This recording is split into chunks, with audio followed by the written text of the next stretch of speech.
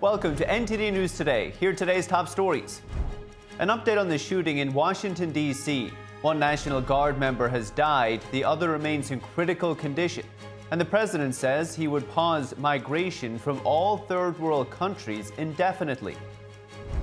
Could soaring tariff revenue replace income tax? What President Trump has to say on the matter. 8 more people have been arrested in connection with a residential fire in Hong Kong that killed at least 128 people. We have the latest on the city's worst fire in nearly 80 years. A sweeping corruption probe shakes Ukrainian President Volodymyr Zelenskyy's inner circle, his chief of staff resigning. What we know so far. Today is Black Friday. Forecasts estimate 190 million people will shop online or in store through Cyber Monday. We have some of the biggest deals.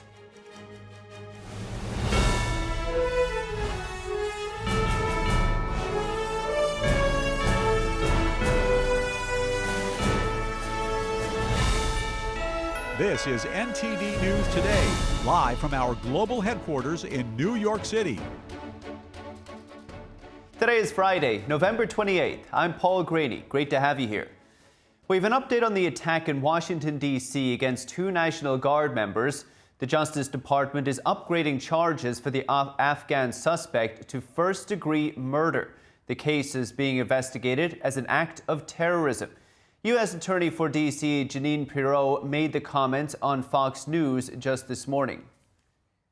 Our hearts go out and our thoughts and prayers go out to the family of a beautiful 20-year-old Sarah Beckstrom who answered the call to serve her nation. And she volunteered, and she ended up being shot ambush style on the cold streets of Washington, D.C. By an individual who will now be charged with murder in the first degree. There are certainly many more charges to come, but we are upgrading the initial charges of assault to murder in the first degree. Pirro said previously the suspect would face 3 counts of assault with intent to kill while armed and 3 counts of possession of a firearm during a crime of violence. 20-year-old U.S. Army Specialist Sarah Beckstrom was pronounced dead yesterday. The other guardsman, U.S. Air Force Staff Sergeant Andrew Wolf, remains in critical condition. Pirro urged the public to pray for him, saying we still have hope. NTD's Daniel Monahan has more on the tragic shooting, plus changes to immigration rules. An emotional scene unfolded as the D.C. Fire Department and Emergency Services mourned the loss of West Virginia National Guard Specialist Sarah Beckstrom. First responders lined the path to honor her during a dignified transfer from MedStar Hospital. President Trump announced last night that Beckstrom, shot in Washington on Wednesday, had died. Highly respected, young, magnificent person. Started service in June of 2023. Outstanding in every way. She's just passed away. She's no longer with us. She's looking down at us right now. At a press conference yesterday, U.S. Attorney Jeanine Pirro identified the 2 National Guard soldiers who were shot as Beckstrom and Andrew Wolf. As most families join together to give thanks for the blessings that have been bestowed upon them, 2 families are shattered and destroyed and torn apart as a result of the actions of one man. President Trump discussed Andrew Wolf in a call with service members. As you know, the other young man is fighting for his life. He's in very bad shape. He's fighting for his life, and hopefully we'll get better news with respect to him. And he condemned the attack as an assault on the entire nation. I want to express the anguish and the horror of our entire nation at the terrorist attack yesterday in our nation's capital, in which a savage monster gunned down 2 service members. West Virginia Governor Patrick Morrisey said the state was mourning a young woman who gave everything she had in defense of others. Attorney General Pam Bondi said America will never forget Beckstrom's courage, vowing justice. Her father, Gary Beckstrom, wrote, "My baby girl has passed to glory," calling the shooting a horrible tragedy. All permanent resident cards or green cards issued to individuals from countries of concern, including Afghanistan, will now be reviewed at the president's direction. Besides Afghanistan, other countries of concern include the Congo, Haiti, Iran, Libya, Somalia, Sudan, and Venezuela. Trump yesterday said his administration will work to permanently pause migration from all third world countries to allow the U.S. system to fully recover. Trump also said he will end all federal benefits and subsidies to non-citizens, adding that he will denaturalize migrants who undermine domestic tranquility and deport any foreign national who is a public charge, security risk, or non-compatible with Western civilization. Homeland Security Secretary Kristi Noem said shooting suspect Ramanullah Lakanwal entered the U.S. in 2021 under Operation Allies Welcome. CIA Director John Ratcliffe says Lakanwal had relationships with various U.S. government agencies. Daniel Monahan, NTD News. So what are the next steps to ensuring this type of shooting will never happen again? Lawmakers are pushing changes to immigration laws. NTD's Melina Weisskopf has more. Following the deadly D.C. shooting, reactions are pouring in from Capitol Hill. Some Republicans are pushing legislation to change immigration laws. Senator Rick Scott reintroduced a bill to better vet immigrants, specifically ones who came during Biden's Afghanistan withdrawal in 2021 to 2022. Others are calling for mass deportations. Senator Tuberville wrote, "We must immediately ban all Islam immigrants and deport every single Islamist who is living among us just waiting to attack." Congressman Randy Fine is drawing attention to the scale of the issue. People want to focus on what happened in Washington, but I'm thinking about 6 months ago, an Egyptian Muslim refugee throwing flames on Jews in Colorado. This is an endemic problem that is the result of... He's urging the administration to deny entry, deport all non-citizens, denaturalize all fraudsters, saying we start with Afghanistan, but we must not end there. We will do everything in our power to seek the death penalty against that monster who should not have been in our country. After the tragedy, immigration is likely to be a key focus on Capitol Hill as lawmakers return to D.C. after the holidays. Reporting from Washington, D.C., Melina Weisskopf, NTD News. And will income tax become a thing of the past? President Trump said yesterday his administration may slash the fees completely over the next couple of years because of revenue from tariffs. And they made the deals. I mean, they respect us, but they pay us, as an example, Japan $650 billion, South Korea $350 billion, European Union $950 billion, and they are building plants now in the United States because they don't want to pay tariffs. So this is one of the biggest things economically that's never happened. Nobody's ever seen anything like it. And over the next couple of years, I think we'll substantially be cutting, and maybe cutting out completely, but we'll be cutting income tax. Could be almost completely cutting it because the money we're taking in is going to be so large. Trump made the remarks during a Thanksgiving call with U.S. service members. Trump said in April that people might see their income taxes reduced or completely eliminated thanks to tariffs, especially those earning less than $200,000 per year. The Penn-Wharton budget model shows the U.S. has collected more than $320 billion in customs and excise taxes as of November. That's up from roughly $170 billion at the same point in 2024. And moving on, Hong Kong's anti-graft body said it's arrested 8 people in connection with the deadly residential fire there. Rescuers spent a third straight day searching the charred towers of Wong Fuk Court. The death toll on Friday afternoon local time stood at 128, but around 200 people are still missing. That includes 89 bodies that have not been identified. Until now, the fire has killed 128 people, including 108 bodies that were removed from the scene. 4 of them passed away in hospital, and there are 16 charred bodies still in the building. Officials have launched a task force to investigate possible corruption in the renovation project at the complex. Those arrested today include 7 men and 1 woman, ranging in age from 40 to 63. Among them are scaffolding subcontractors, directors of an engineering consultant company, and project managers supervising the renovation. Authorities said they had concluded rescue operations in 1 northern district, but warned the death toll may still rise. Here's an update on Hong Kong's worst fire in nearly 80 years. Officials say the fire engulfed 7 of the 8 residential towers after bamboo scaffolding and renovation materials fueled the flames. The building was covered in netting, mesh, canvas, and plastic sheeting as part of a years-long renovation. Security Chief Chris Tong said alarms in the complex were not functioning properly. Investigators are now examining whether protective mesh and flammable boards violated safety standards. During firefighting operations, even in a building that wasn't affected, we discovered that some ventilation areas and windows had been sealed with polystyrene boards. This material is highly flammable, which allowed the fire to spread very quickly. It is unusual for such materials to be used in these locations. Families spent the day identifying the bodies of victims. For them, the process has been exhausting, physically and mentally.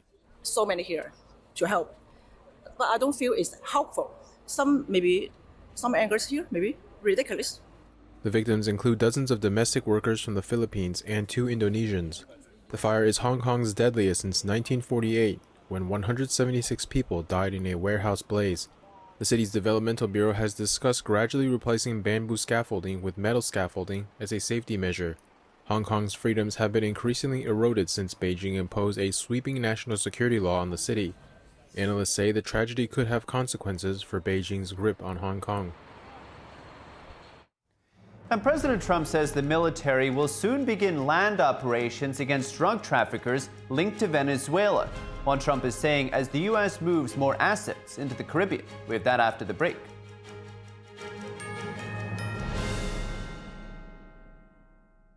They were preying on kids from 8 to 15 years old. These criminals were convincing children to mutilate themselves.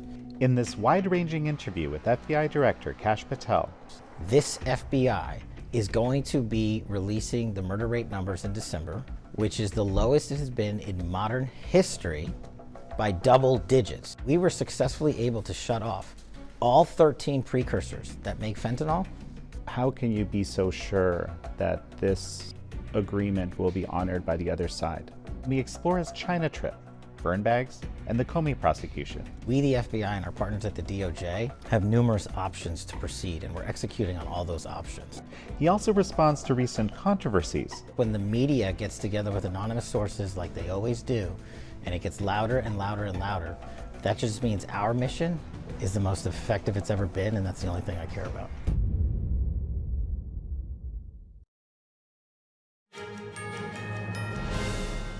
Welcome back. I'm Paul Graney. President Trump says the U.S. will soon launch new ground operations aimed at shutting down drug trafficking routes linked to Venezuela. He told service members yesterday at Palm Beach that the military has already cut off most maritime traffic and is now preparing to expand the crackdown inland. Of course, there aren't too many coming in by sea anymore, have you probably noticed that? From sending their poisons into the United States, where they kill hundreds of thousands of people a year. But we're going to take care of that situation. We're already doing a lot. We've almost stopped. It's about 85% stopped by sea. You probably noticed that. People aren't wanting to be delivering by sea. And we'll be starting to stop them by land also. The land is easier, but that's going to start very soon. We warned them. Trump's remarks came hours after Venezuelan President Nicolas Maduro declared that his country was prepared to defend itself against any foreign threat. Days earlier, General Dan Kane, the nation's highest-ranking military officer, toured the Southern Command's Caribbean area to meet with U.S. troops. Tensions between Washington and Caracas have escalated in recent months amid increased U.S. operations in the Caribbean targeting alleged drug trafficking vessels. Earlier this month, the U.S. moved its largest aircraft carrier into the Caribbean Sea. And with us now is Kervin O'Quinn, former lead intelligence, surveillance and reconnaissance coordinator for the U.S. Army. Kervin, happy Thanksgiving. Thanks so much for joining us today. We see Venezuela strengthening its defensive posture this week. At a rally yesterday, I'm sure you saw it, the defense minister said they're ready for anything, even to die. We know that President Trump has repeatedly called the Maduro regime illegitimate. Is it possible we'll see more action than just strikes on smugglers here? Well, first of all, thank you so much for having me on. Happy Thanksgiving to you as well. What I will say is that these are how operations work. So Sec War Hegseth is given multiple courses of actions or COAs in order to stop the drug trafficking. One of those was strikes on maritime drug trafficking. That looks to be at the end of that operation. And if we are to believe what President Trump is saying, is that he has been given a course of action for land operation. And if he has agreed to that land operation, we are likely to see some sort of land operation to stop this movement of illicit drugs from the Central America into the United States. What does that look like? I think when people hear a land operation, they think of massive troops on land moving forward to the capital of Venezuela, Caracas, and going after the Maduro regime. I think it's going to be a little more covert than that. We're going to see some we're going to hear later about covert operations that would have been happening in Venezuela. Kervin, just to clarify, so you think that the Trump administration has said they're going after the smugglers, so that's what you're kind of focused on, but you think that there may be something covert happening within Venezuela? Do you mean targeting the Maduro regime?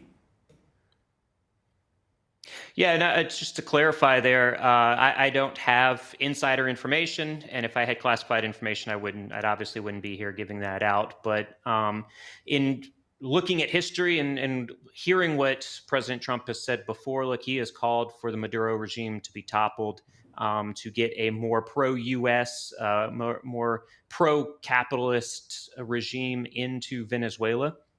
And he's already been public in saying that he has either thought about or approved covert CIA operations within the country. So absolutely, I think this is going after illicit drug trafficking, but the target is on Maduro. The United States says that Maduro is facilitating this, and some within the administration think that Maduro is leading this illicit drug trafficking.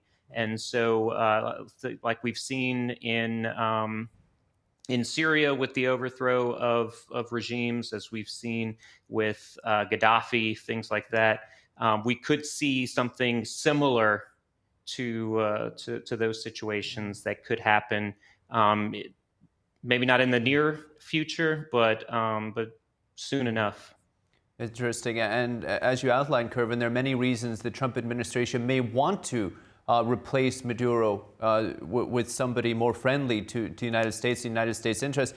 Let's just focus on the drug smugglers for now and the operation against them. As the president said, targeting the smugglers on land may be easier than it is at sea. Why is that exactly, and what strategy do you expect the United States to take? Yeah, look, from a targeting perspective, it is a lot easier to target on land than it is to target maritime operations from the entire cycle of that. So from your find, fix, and your finish.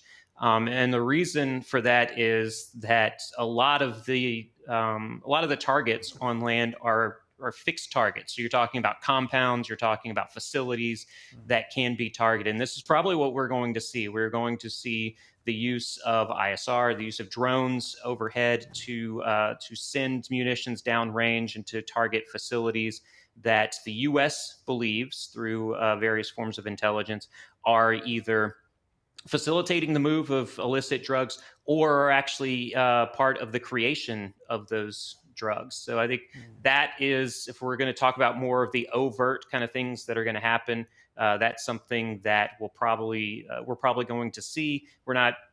I would hope not, and I don't think what the president is saying here is that we're going to see boots on the ground of U.S. service members in Venezuela fighting face-to-face against the Venezuelan military.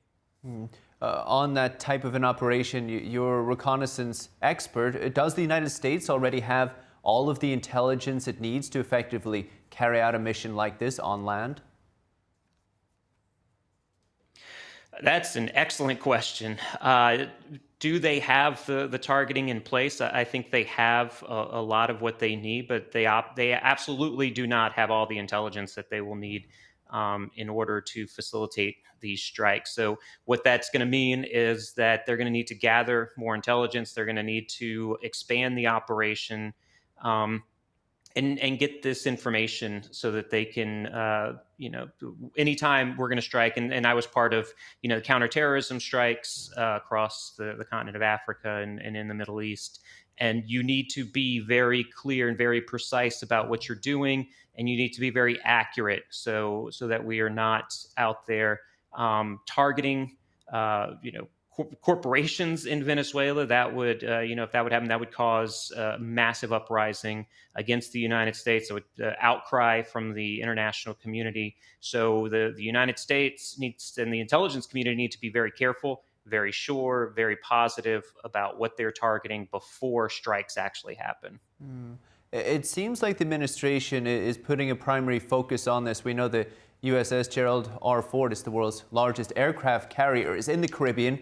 We saw that the War Secretary Pete Hegseth visited the troops there on Thanksgiving, which is notable. There are many moving parts to this operation, but what do you think the Secretary of War is monitoring most closely here?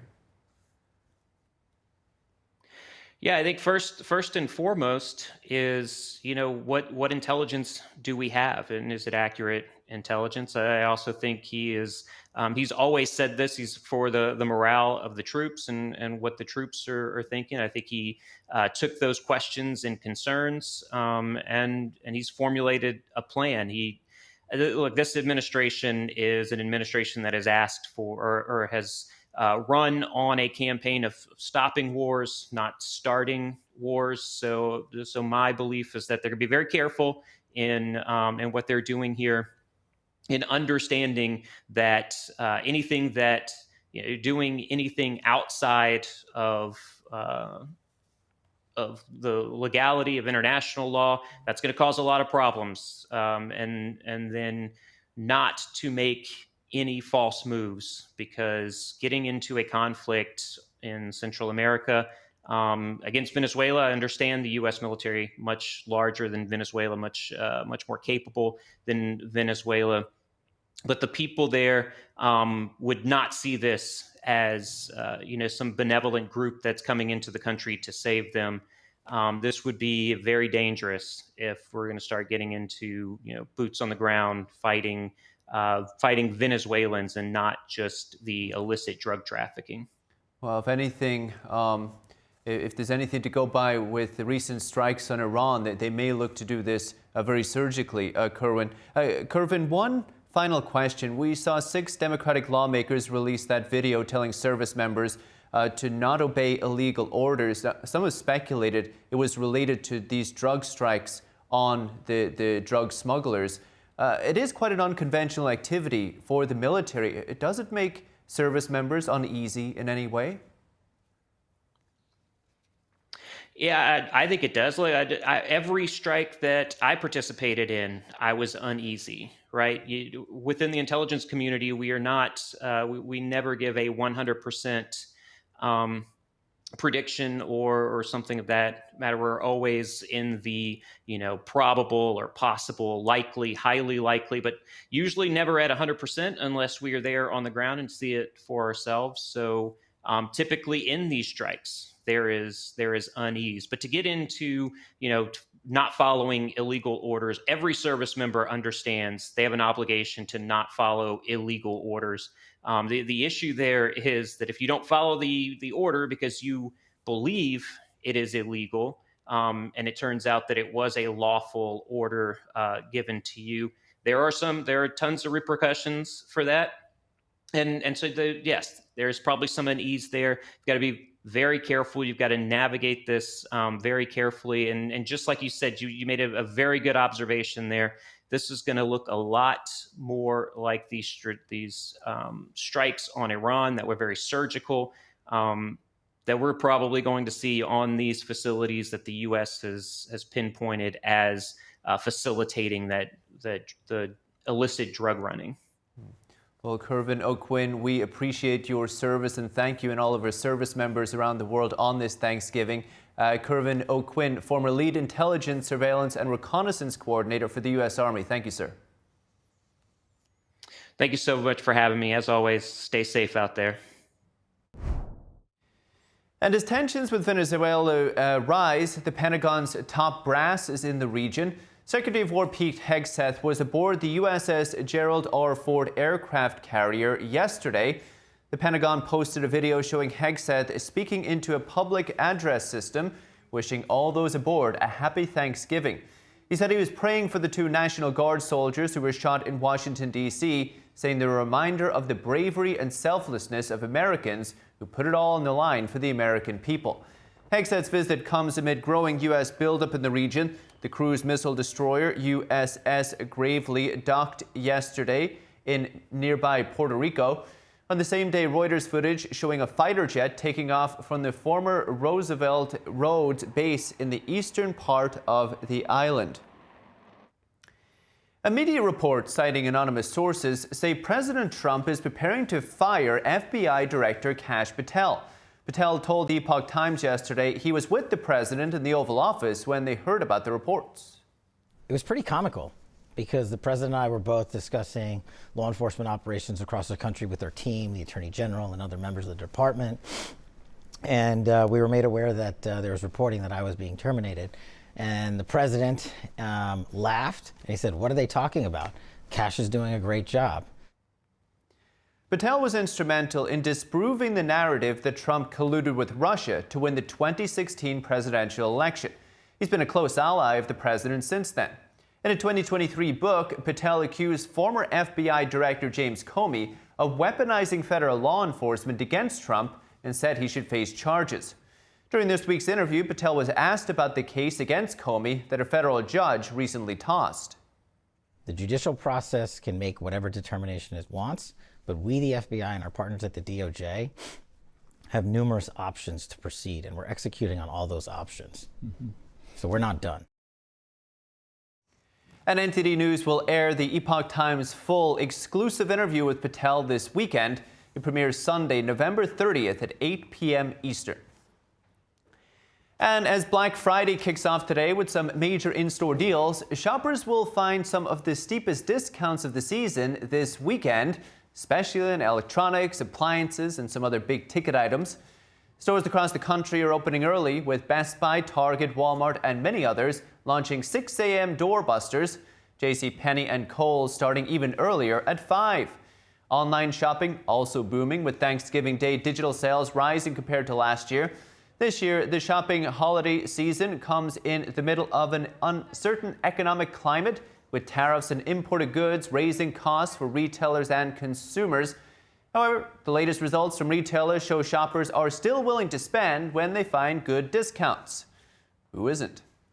And close to 190 million shoppers estimated hit stores after the Thanksgiving. NTD correspondent Jason Blair has more on the biggest holiday shopping weekend of the year. Consumer survey results are calling for an estimated 187 million to shop in person over Thanksgiving weekend. This is up a few million from last year's prediction of 183.4 million. Final shopping data from 2024 showed that 197 million turned out to shop. The survey was published on November 20th by the National Retail Federation and Prosper Insights and Analytics.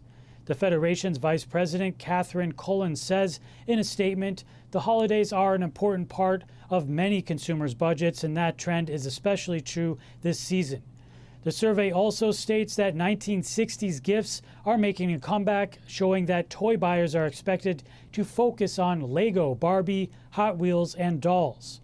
Black Friday, which is the day after Thanksgiving, remains the most popular shopping day. An estimated 70% are expected to be hunting for deals on that Friday. The second biggest day expected is Cyber Monday, with 40% of surveyed shoppers saying they are planning to seek deals online that day. Phil List, Prosper Insights and Analytics Executive Vice President of Strategy, states many Americans consider shopping to be an important part of their Thanksgiving holiday and one of the best ways to get deals on gifts. Rist also says that over half of those surveyed who are planning to take advantage of the sales say it was because the deals are, quote, too good to pass up. An average of $890 is expected to be spent on gifts and other seasonal items by shoppers. Families with kids plan to spend $33 more on average on gifts. Jason Blair, NTD News. And the Starbucks Workers Union is escalating an indefinite strike to more than 120 stores in 85 cities. Workers are demanding higher pay and staffing levels at the coffee chain. The size of the walkout is almost being doubled since it started with 65 stores in around 40 cities. The strike comes on Black Friday, the busiest time of year for retailers. The union representing Starbucks employees is called Workers United. It represents over 11,000 baristas and about 550 Starbucks stores. Starbucks has more than 17,000 coffee houses in the U.S., and a spokesperson says 99% of its locations in the country remain open despite the strike. The spokesperson added that Starbucks is willing to continue talks once the union is ready to return to the bargaining table. Workers also went on strike at Amazon warehouses in Germany, while others plan to protest outside Zara stores in Spain. They push for a collective bargaining agreement on the year's most important day for their employers. And the IRS is urging Americans to start preparing early for the 2026 tax season, warning that sweeping changes to federal tax rules will make advanced planning essential. The agency launched its annual Get Ready campaign this week, highlighting updates tied to the One Big Beautiful Bill Act. Officials say the new law will have a major impact on federal taxes, credits, and deductions. The act introduces several new write-offs beginning in 2025, including no federal tax on tips, overtime pay, and car loan interest. The IRS has also issued guidance on how workers can calculate the new tip and overtime deductions. And at the same time, retirement contribution limits for 401ks, IRAs, and other plans will rise in 2026, alongside higher income thresholds for various credits. The IRS says taxpayers should begin assembling W-2s, 1099s, bank information, and digital asset records now to avoid delays and ensure accurate filings. More updates are expected through December and January. And it's that time of the year again when the cold air sweeps across the Great Lakes region, dropping huge amounts of lake effect snow into western New York. WWNY reports that the Sheriff's Office of Lewis County, New York, has issued a travel advisory for the entire county. According to the county sheriff, the travel advisory will remain in place until further notice and was issued for poor road conditions and blowing snow. When cold air, often from Canada, blows over the Great Lakes, it can spell weather trouble for Michigan, Ohio, New York, and other states in the region. Post-Thanksgiving, travelers have been urged to take precautions. The National Weather Service says heavy snowfall will likely produce hazardous conditions over portions of the Midwest. Stay safe, America. And Russia's President Vladimir Putin says he's still ready to meet President Trump in Budapest, thanking Hungary's Viktor Orban for backing the idea. And a sweeping corruption probe now reaching Ukrainian President Volodymyr Zelenskyy's inner circle and his powerful chief of staff just resigning. What we've learned so far after the break.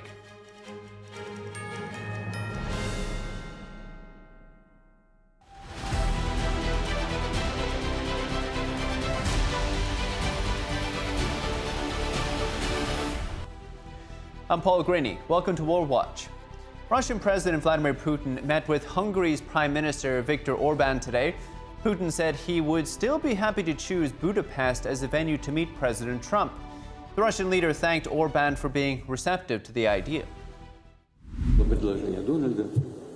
It was Donald's proposal. He immediately said, "We have good relations with Hungary, you have good relations, and I propose this option." Of course, we happily agreed. Orban shared that Hungary has a strong interest in peace. He says the war is causing significant business losses and that the military operations are blocking economic growth throughout Europe.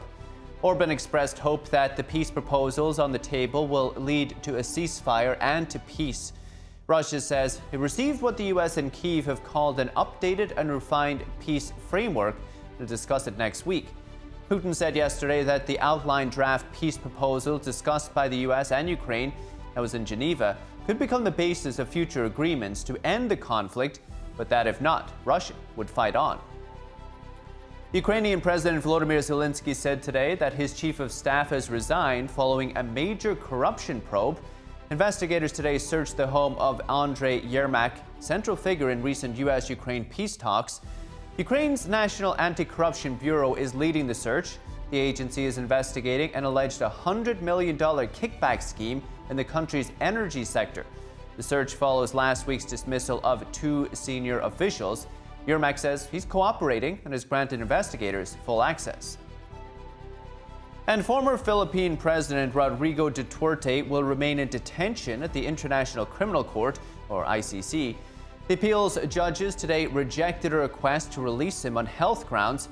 Duterte is facing charges of crimes against humanity for his alleged involvement in dozens of killings. That was part of his so-called war on drugs when he was in office. According to an ICC judge, Duterte's lawyers failed to show that an October decision by the lower chamber was unreasonable. The defense said it plans to reintroduce the request to release Duterte. That'll happen after the results of a medication examination next month. And Japan is pushing back against reports that President Trump urged Prime Minister Sanae Takaichi not to provoke Beijing over Taiwan. Wall Street Journal, citing anonymous sources, reported that Trump suggested Japan avoid escalating tensions with China, but a top Japanese government spokesperson said yesterday there's no such fact, adding that Japan has contacted the outlet over the claim. Takaichi said the call focused on strengthening the U.S. and Japan alliance and regional security, and she noted that Trump updated her on U.S.-China relations and assured her she could contact him at any time as a close friend.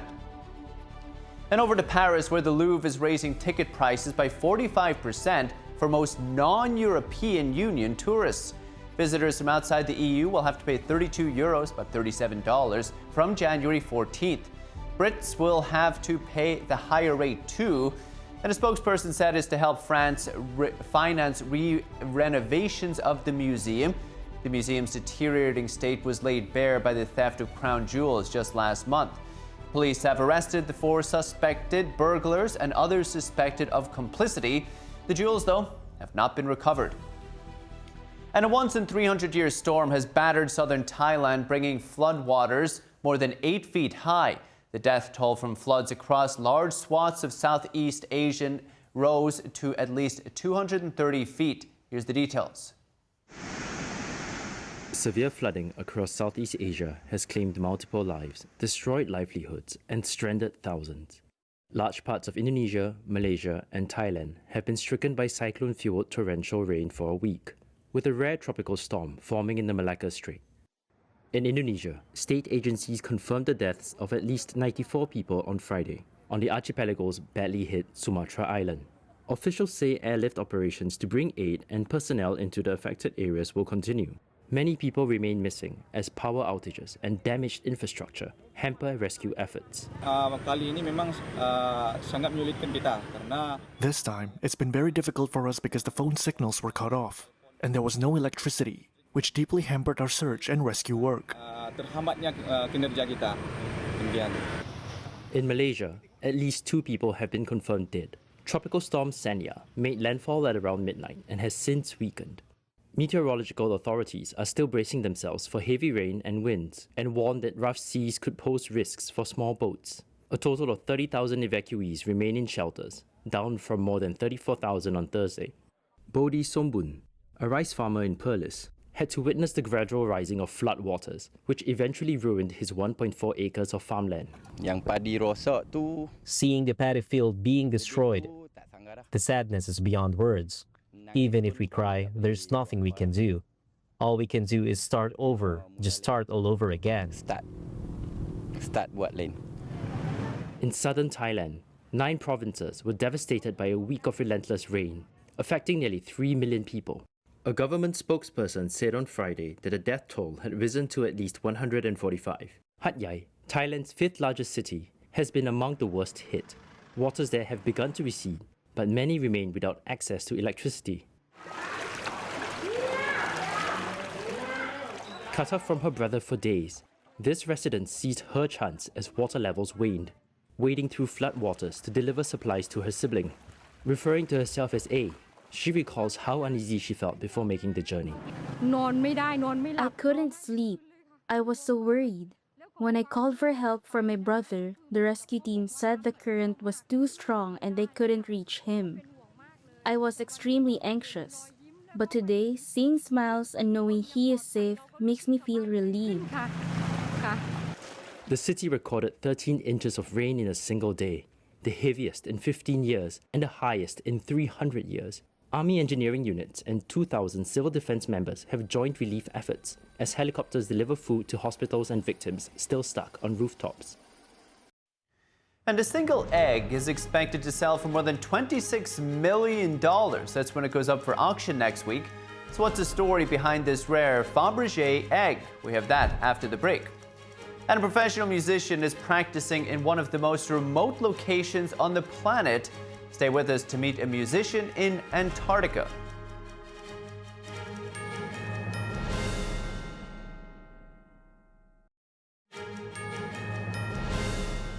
Welcome back. I'm Paul Graney. A single egg is expected to fetch more than $26 million at auction next month. And no, it's not from a dinosaur or a magic chicken.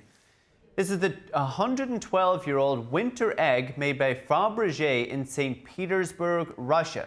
It's made of clear quartz, but that's not what explains its astronomical price. It's a matter of rarity. Faberge only made 50 eggs for Russian Tsars Alexander III and Nicholas II. They were commissioned as Easter gifts between 1885 and 1916. Of those, just 7 remain in private ownership, but only 3 can be realistically acquired. This winter egg has twice broken auction records, first in 1994 and then again in 2002.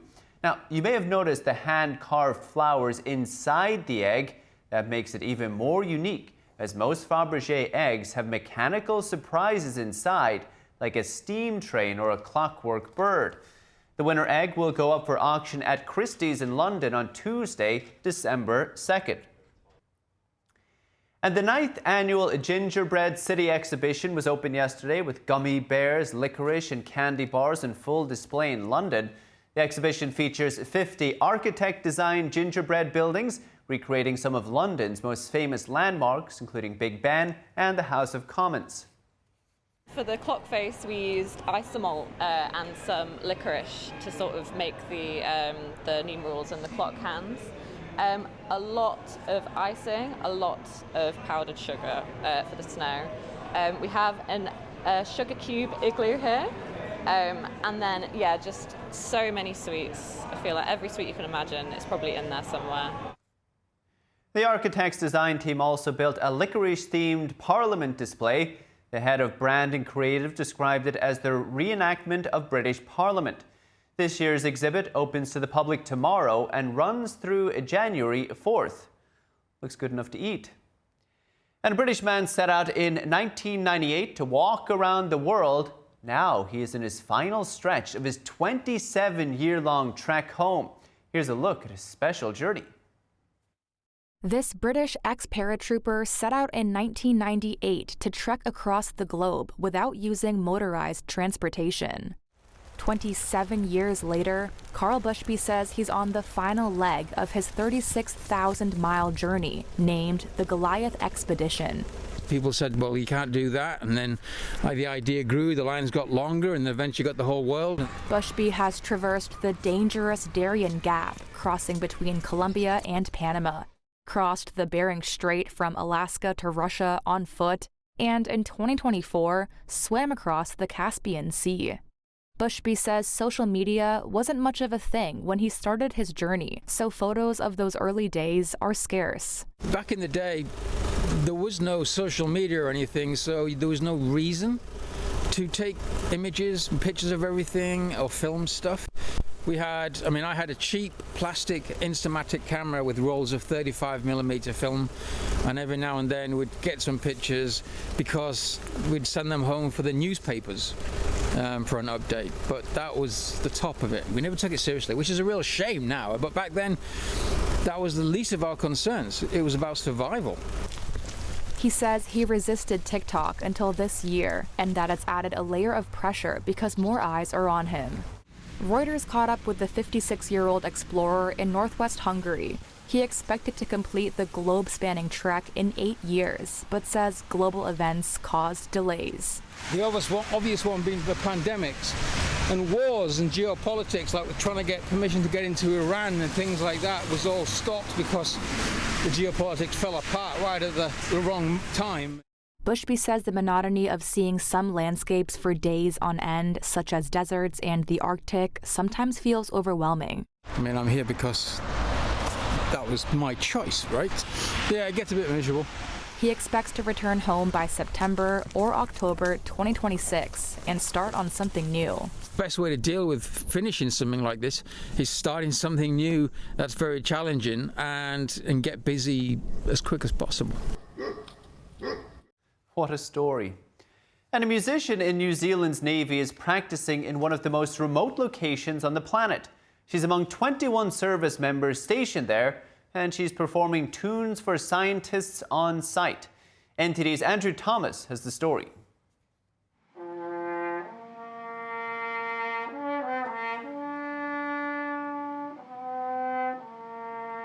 French horn player Natalie Payne has never performed for a venue like this.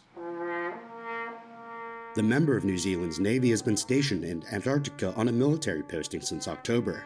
She describes the feeling of playing in one of Earth's most remote locations. There's pressure ridges and seals, and it's beautiful and very inspiring. So I'll sit there by the window and I will do my routine and play music.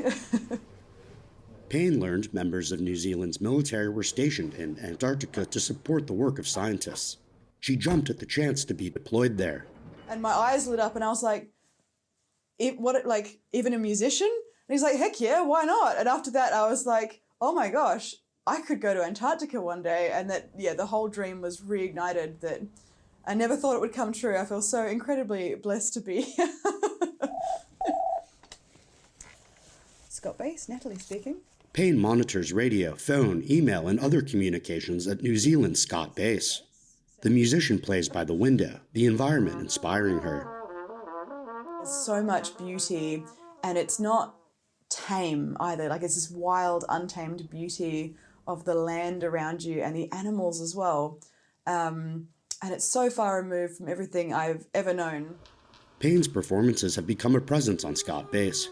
She's provided live music for ceremonies and will continue to perform at the remote location until March. Andrew Thomas, NTD News.